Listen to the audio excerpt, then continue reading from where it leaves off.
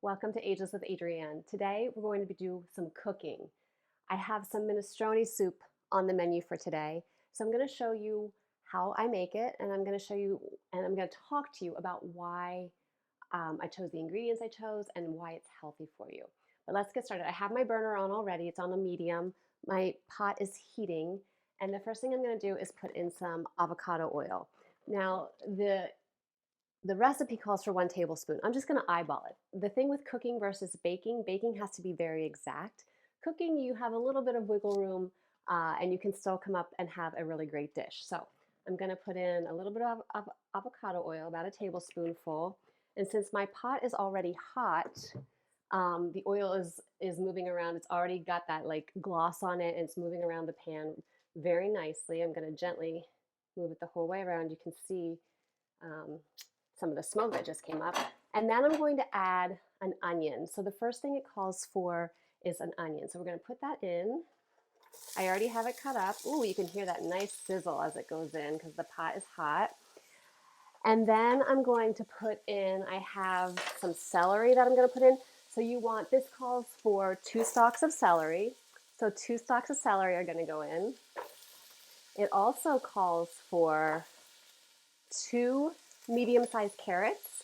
So I've got those cut up, so I'm going to stick those in and get this stuff that needs a little bit more time to soften. Get this in now so it starts to soften a little bit before we add the other ingredients. So the carrots are going to go in. And you know, the celery and the onion and carrots are like a good base for any type of soup that has vegetables, like a chicken noodle soup. This would be a good base for. So I'm going to stir that around just a little bit. I know it's loud, so I apologize for that. But I'm also going to put in my potatoes. So I have 2, it calls for 1 medium or 2 Yukon Gold potatoes. So I have 2 here. So I'm going to put the 2 in.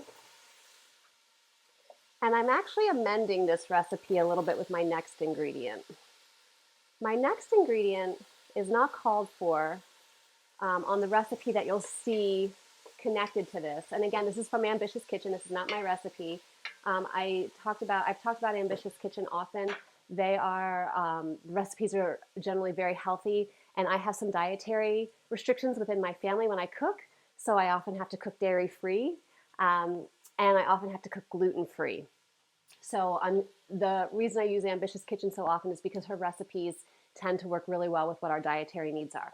So the other thing I'm going to add is some sweet potatoes. I cut up 2 sweet potatoes, and I'm going to throw them in too. The sweet potatoes, because they hold certain nutritional value that is higher than like a Yukon Gold potato. And I want those extra nutrients in this pot with my onion, with my celery, with my carrot, and my Yukon Gold potato. So I added that in. Now, because I've added that in, I might have to amend with my broth, and I'll talk about that in a little bit, but I'm prepared to do that because often when I cook a soup like this, sometimes I'm like, well, what else is in the refrigerator that I could use that's going to be healthy, that could give me some extra ingredients? And I had the sweet potatoes, and I just thought it was a really good idea to use the sweet potatoes. So this is supposed to cook for about 3 to 5 minutes to kind of let stuff soften a little bit. The potatoes are hard, obviously. The carrots are really hard, and we want the onion to become a little bit translucent. So I'm just going to show you. I'm starting to get to that place right now. So this is like 3 to 5 minutes. So you can see stuff starting, the onion specifically is starting to get a little bit translucent. And obviously we're going to cook this more. So if the carrots aren't soft yet, that's not actually a big deal because it's going to cook in the broth for a little while. So I'm going to let this cook for 1 more minute. This alone, all of this right here, has high nutritional content already. So before we add any of the other good stuff in, we know that if I just stopped here with this soup, this would be really good. I could throw in some broth and just have a nice like potato soup, if you will. It would probably also be really good if you would use an immersion blender and blend it up to make like a creamy potato soup. Of course, adding some broth in if you were to do something like that. So then we are going to let this cook for, like I said, another minute, and I'm going to scroll down here. So we're going to add in the tomatoes. So I have here um, a can of organic diced tomatoes. They're fire roasted, so we're going to add that in. Stir that around. Oh, it's looking beautiful already. And then I'm going to add in my kidney beans. So I'm using organic dark red kidney beans. So I've rinsed them and drained them already. And I'm just going to add those in. So the one thing that's great about this soup is that it is a vegetarian dish. And that's nice because though I eat meat, though my family eats meat, we try not to eat meat 7 days a week. A number of reasons. One, it's just not sustainable from an animal water perspective, but also to give our bodies a little bit of a rest from breaking down those meat proteins. So using the kidney beans, because I always talk about how much protein our bodies need as they get older. And there's truth to that. Our bodies absolutely need protein. As we go into our 60 plus years, we become more anabolically resistant to protein, and so it can start to deplete our lean muscle mass. So when I can get protein, extra protein in a dish, I'm going to do it. And when I can, sometimes, like I said, we don't always do it with meat. I'm going to do it with my kidney beans today, and I'm going to show you my pasta too. It's going to add a little bit of extra protein. But for now, we've got the kidney beans, we've got the the diced tomatoes, and we need to put in our broth. So this calls for 6 cups of broth. So I'm going to measure that out here, and I'll show you the broth that I'm using in just a minute. This is a 2-cup measure, so I'm going to have to do this a few times. That's my first 2 cups. Got quiet, right? Because the cold broth went in. I had this broth opened already from something I had made last week. So I'll show you what it is. This is actually bone broth that I'm using, or organic and unsalted, because I'm going to add salt in. So if I don't need extra salt, we also want to watch sodium levels, right? Because sodium can get really high when you have canned things like beans and then broth. The sodium can be really, really high. So I wanted an unsalted, so that first of all, doesn't taste too salty, but also because of the sodium, we don't want high sodium levels. I can't get this one open.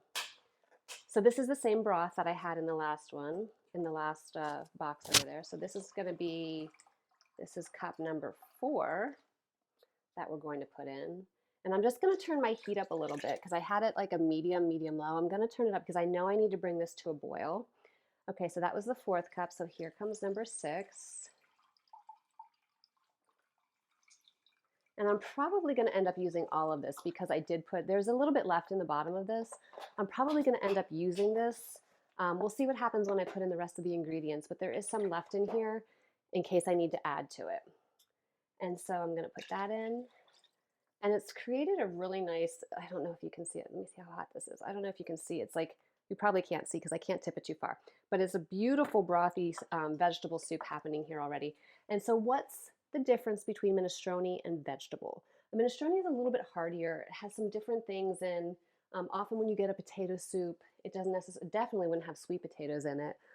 Doesn't necessarily have all the things that we're going to put into this, and especially the tomatoes. Okay, so next we're going to we put the broth in, we put the beans, the tomatoes. We are going to put in a teaspoon of Italian seasoning. Also not something that you would find in your standard vegetable soup. I'm just going to take the lid off of here if I can. Actually, I can dump it out of here. I'm going to put a teaspoon of that in. And after that, I'm going to just sprinkle it around, and I'll mix it together in just a moment. After that, it also calls for 3/4 of a teaspoon of salt. Now, I'm not going to get a 3/4 teaspoon out. I'm just going to measure a little bit less than the 1 teaspoon with the salt going in. And I say this every time I measure, don't measure over, don't measure over what you're cooking or baking, because God forbid you put too much in. And then I'm going to stir this up. And it already is smelling so amazing. Like I said, I have the burner set to like a medium high right now. And I'm going to edit this, but this is supposed to cook for 10 to 15 minutes. So I'm going to let it do that. And then I'm going to come back and show you the rest of what I'm adding.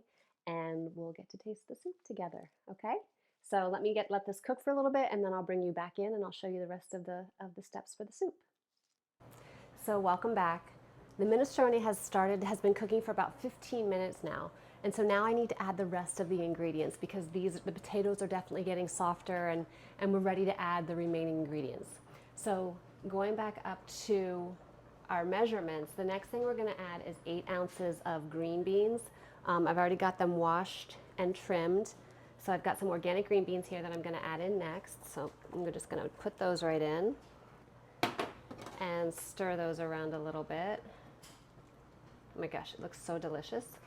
Okay, and then 4 cups of spinach. Now I've got some leftover organic spinach that I used earlier in this week, so I'm gonna take the rest of this. And whether it is 4 cups, whether it's a little bit less or a little bit more is irrelevant to me because again, this is cooking and it doesn't have to be exact. So I'm just gonna use the rest of this bag and put that in and let that, because that'll cook down too.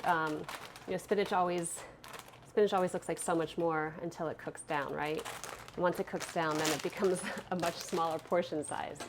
So I'm gonna put that in and let the heat kind of do its thing with that. And then the last thing that I'm gonna talk to you about, the last ingredient is pasta, which is also something that's definitely a little bit different from a vegetable soup, if you will. So minestrone soup tends to have a pasta in it, like a macaroni or like a shell or something like that. And so I'm going to add that into this also. Now, I want to talk to you about it for a moment.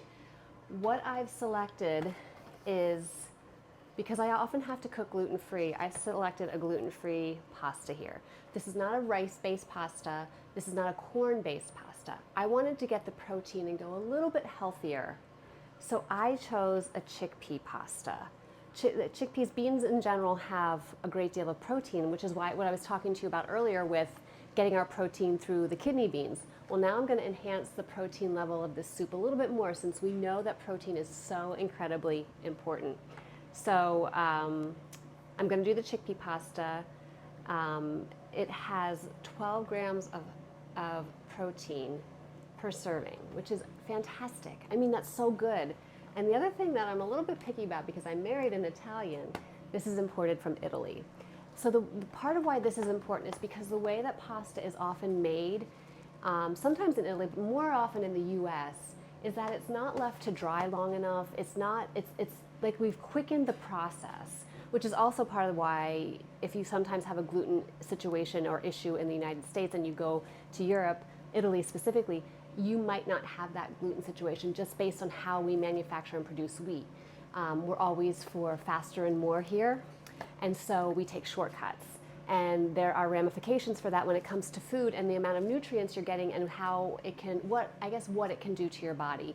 So I'm a little bit picky about my pasta. This one's imported from Italy, and again, I wanted that chickpea pasta. So I have it here in a bowl. This one is the shells. This is what it looks like. It's got like these little, I don't know if you can see the kind of, but it's nice because it'll hold the soup, it'll hold the broth in that little, kind of that little boat. But I'm gonna put that in next. Let me just give this a quick stir. Oh, it's looking amazing. Okay, so let me put this in and stir this all around too.